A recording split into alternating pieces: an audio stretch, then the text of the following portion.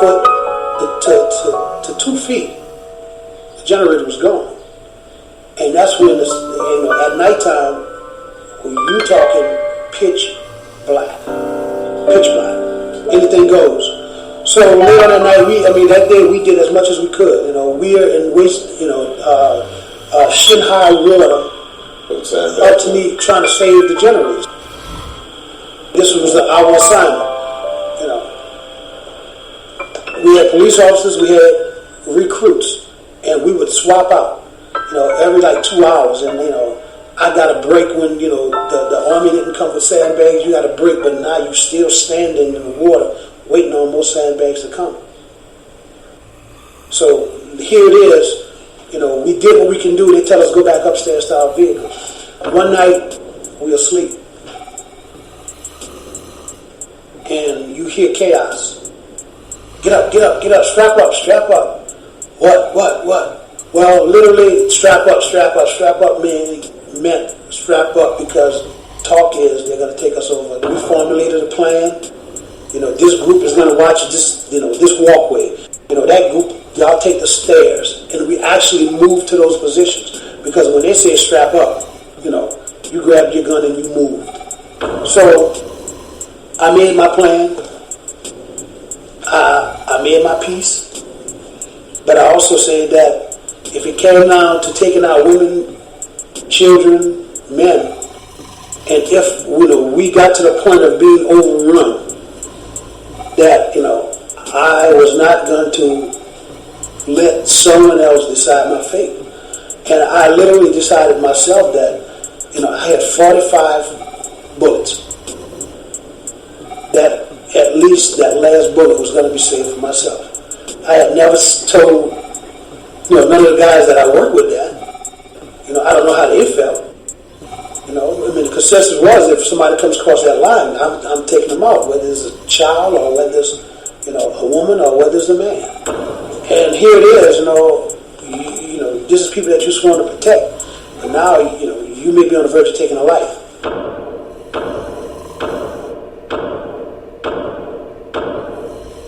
But nothing happened. No, thank God.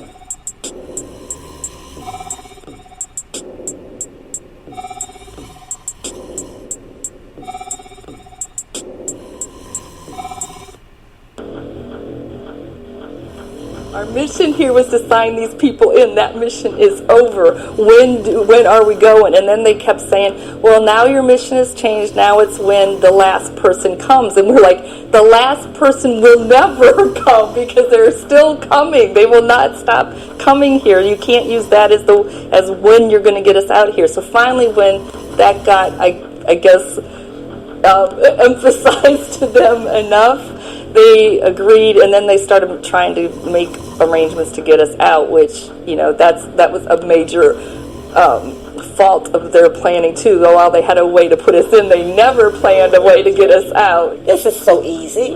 This is a city surrounded by water. Yeah, it should be easy. Boats, we're fishery. We have cruise ships. Get us some more boats. Moving to the arena was one step. Then they packed us up and they moved us to the Hyatt. And we knew for sure we were getting out. Then all of a sudden, we end up going right back to the dome. Because then we were going to go out by helicopter. But when we got back to the dome, it was like, helicopters are not coming. So by that time, we were like, enough. I got to get out of here. And they told me, I woke up and said, get me out of here, get me out of here. I got to get out of here. People had moved outside, and they started telling them, y'all going to be evacuated. Y'all going to be put on a bus. Y'all going to be taken to this place and that place. And, people... Who's telling them? I don't know. Because we got word, and they said mostly everything was trickled down from hearsay. Oh, we didn't see the buses at all. We didn't even know. We didn't know how you were being evacuated. There was no one saying, stay in line, we're going to get a bus for you. We didn't know that. We just knew we had to be at this particular spot in order to be evacuated. We assumed it was a bus of some sort. See, half a mile to a mile long. But it wasn't to the way you could see that long. That's how people was bunched up.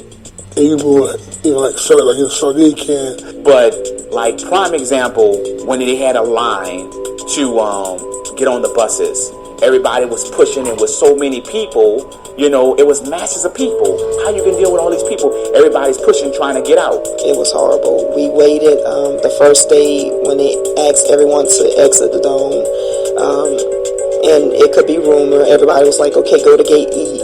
That's where you're gonna be escorted out, and you go to gate E. And there's nothing at gate E, and it's like you're running from one gate to another." And we finally got to the gate that they said that we would be exited out of, and we actually stayed there for a day and a half. And it felt I had on a tank top, and it was like I had been sunbathing. I was so burned from being outside, and everybody was frustrated.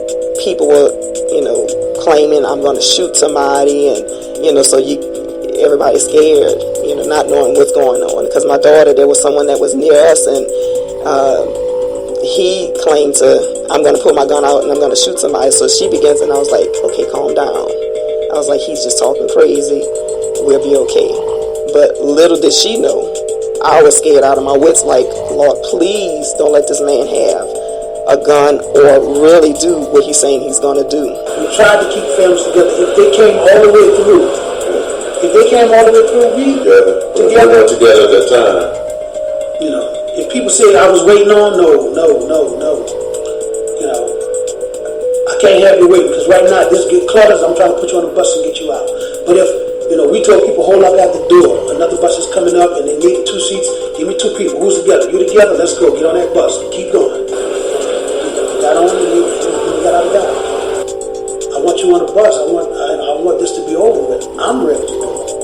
I can't leave until you leave. Got to the front of the line, we saw Rep, and he asked us, "Man, how many you have with you?" And we told him, and made sure that our group got on the bus together, because I guess they were taking maybe 4 or 5 at a time or what have you. And he made sure we all got on the bus together. Well, after helping people in wheelchairs, handicapped people down the stairs, and direct them toward the bus, something just told me to turn around.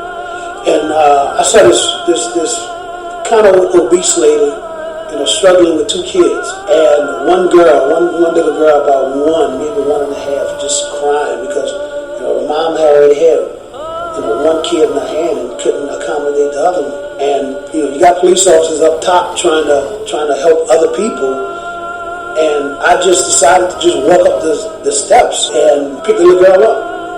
While the mom is trying to come down the stairs, and I picked the little girl up, and the little girl looked at me and immediately put her head on my shoulder and stopped crying. And for as long as it took for her mom to come down the stairs, I stayed with the mom until she got to the bottom of the step. And at that point, I gave the little girl back to her mom, and the girl never cried again. And as she's walking from the steps to, the front door of the High Regency Hotel, this little girl is looking back at me and just looking. But all I could do was look at her, turn my head, and continue working. A week later, later. the last bus, everybody's gone. Yeah. So everybody was put on a bus. Everybody's put on the bus. And we had gotten word that once everybody get off the bus, you're going to probably get about 2 days off. And you got to be right back to work. It's like, what? I basically went to my captain. I said, hey, Cap, look, I lost everything. How am I going to get to my family? What if I take the police car? Because that's my only means of transportation. He said, well, you know what? Do what you got to do. I took one of my recruits, Herman Clark, because his wife lived in Houston. Got to a little town called Booty, Louisiana. And these people saw us and opened their hearts and told us, come get gas. They were rationing out gas themselves. Come get gas. Ma'am, thank you. You need anything to drink? Yes, thank you. But there was a Walmart adjacent to this gas station. And the guy was like, man, look, I'm the regional manager. Whatever you all need, get. I'm there in a pair of nylon shorts now and a t-shirt and boots. And a gun belt around my waist. I mean, if you would see me on the street, no, that's not a police officer, but, yeah. So we pull in, get some gas, and before I knew it, I see a state trooper with his lights on behind me. Let me tell you what's going on. He was nice. He said, word is, y'all had police officers that left. I said, what? He said, man, they found cars. 2 cars were stolen and just left in some part of Louisiana. 1 car was found in Miami or something like that. So I'm just like, you are telling me you're kidding. No, he's not. Get about halfway, get inside Beaumont, Texas, and I see a police car come up behind me.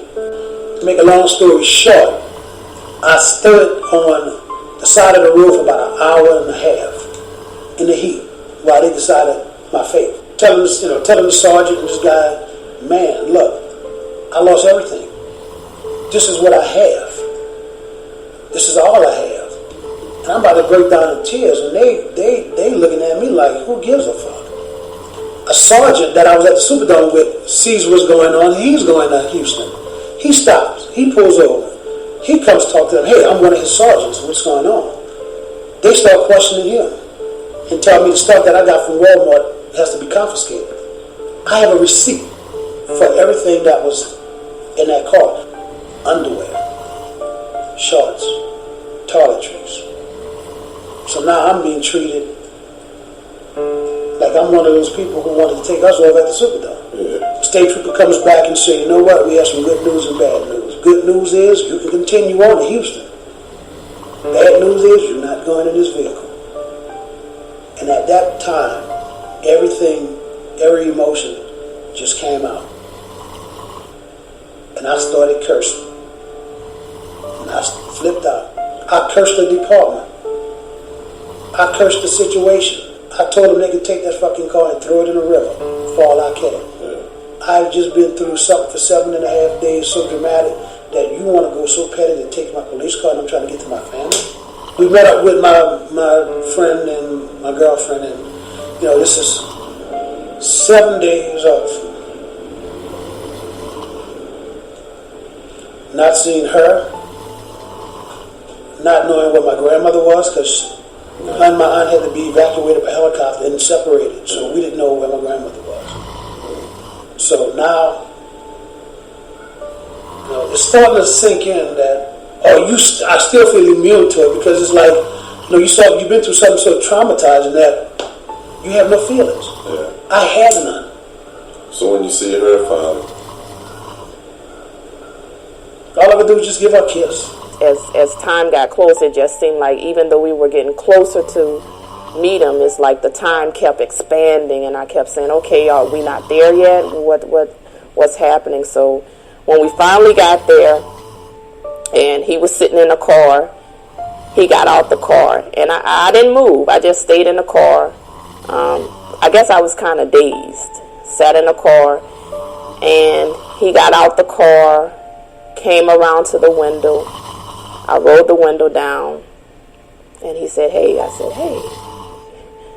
And he gave me a kiss on the cheek, and at that point, it was like, okay, he's good. I'm better. He's good.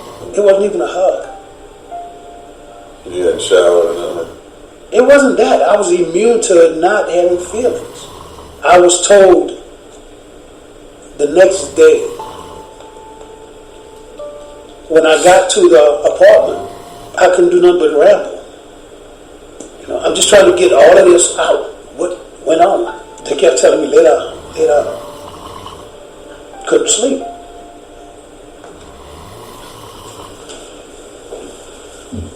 The end result is, we did a job that no police officer, no police department could ever do. But we stood our ground. We did what we had to do. And the majority of us came out unscathed.